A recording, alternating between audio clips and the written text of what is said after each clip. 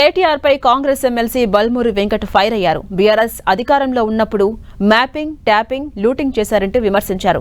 Phone tapping case డొల్లైతే రోడ్లపైకి వచ్చి ఎందుకు ఆందోళనలు చేస్తున్నారని బల్మూరి వెంకట్ ప్రశ్నించారు.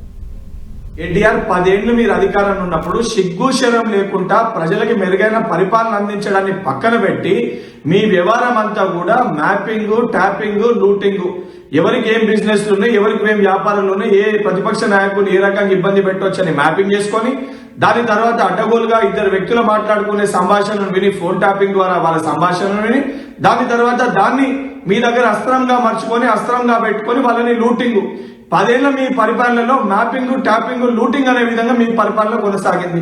మొదటేమో ఫోన్ ట్యాపింగ్ కేసు డొల్లా అని చెప్పి మాట్లాడిన నువ్వు ఈ రోజు దాన్ని గుంజుతే తీగ పట్టుకొని గుంజుతే డొంక కదిలేదు అనే విధంగా మీ మొత్తం కుటుంబం కూడా ఈ రోజు వణికే పరిస్థితి ఉంది.